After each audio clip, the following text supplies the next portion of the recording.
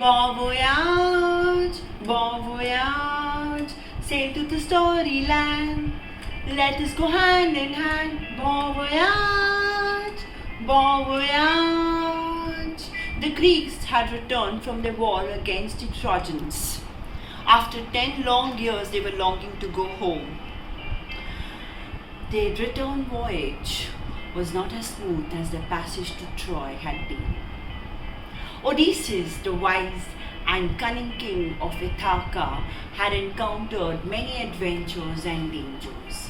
He had 7 ships, and for 9 days the winds roared, and the waves as high as the mountains tossed the boat about as if they were nutshells. At last the sea became calmer, but the storm had blown them so far that they didn't know where they had reached. The sailors began singing, "Wandering souls find home, having discovered lands unknown, bon voyage." "Look out there, an island," said the lead sailor from the perch up in the mast. Happily, sea-battered sailors went ashore and stepped on the green meadows. Odysseus chose 12 men to explore the island, and the others were told to stay back until he returns. They explored the island and they reached a cave where they saw a pen full of sheep, a bucket full of milk, and slabs of cheese. He sat there, waiting for the owner to come. Who entered was the most terrifying sight for all of them. Cyclops, huge giant. Their legs were as huge as the bottom of an oak tree, and their forehead had only 1 eye instead of 2. And that was the most terrifying sight for Odysseus and his troop. They hid in the dark corner of the cave. The giant came and moved the rock in one hand, a huge, enormous rock which even 55 men could not move. Odysseus stood there huddled. Giant entered and quickly looked at the men.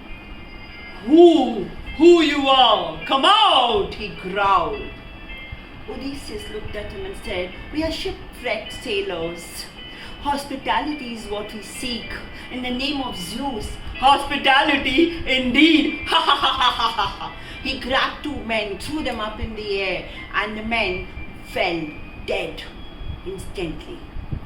He picked them up, put them in a great cauldron, cooked them onto the fire, and collared them, and went to sleep. In the night, wise and cunning, Odysseus, king of Ithaca, began plotting and planning. In the morning, the giant woke up. Once again, he grabbed 2 men and ate them up. That's his meal for breakfast. He then rolled the entrance of the cave. He rolled the rock. He came out with the sheep and took them for graze, and he locked it. Inside, Odysseus and his troop felt trapped. But Odysseus was plotting and planning. He was waiting now for the giant to return. As soon as the giant returned, he opens the entrance of the cave. He enters with the sheep, and he looks at the men, grabs 2 of them and eats them up. Odysseus this time offers him wine filled in a flask made out of goat skin. Giant enjoyed this.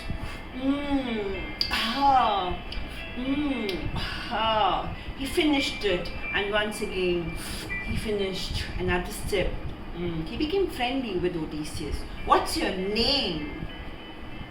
Odysseus, the smart and cunning king, replied cleverly, "I'm called No One."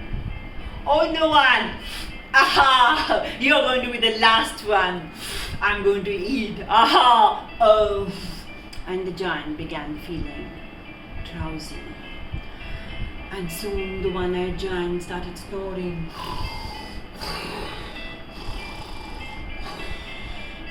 As soon as the giant went off to sleep, Odysseus pulled out his weapon along with the troops, and they began sharpening one end, and they waited near the fire for it to glow hot, and soon rammed it on the forehead of the giant. The giant was feeling as though he was getting blind. Stop that! Stop that! He leapt, and he was trying to catch the Greeks, but they escaped his clutches. Soon, he screamed louder. The other giants were able to hear him. Help! Help! Help! What's up? Why are you screaming? The giants inquired. There's no one here. There's no one here. Help me! Help me! There's no one here. They felt he was mad. Cyclops had gone mad indeed, and there was no one there. Why is he even shouting? And the giants left. Cyclops just didn't know what to do, but he too began planning. He rolled the rock, and he waited at the entrance because he knew that Odysseus, along with his troop, would try to escape. Now Odysseus was also very cunning. He had already made a plan because he knew how to surpass thresholds of danger. Along with his men, he went clinging to the animal's woolly belly, and one by one they were carried outside. The giant was standing there, blind, trying to find where the men were. He touched the surface of each and every animal and allowed the animals to go. The Greeks quickly ran towards the shore and boarded the ships.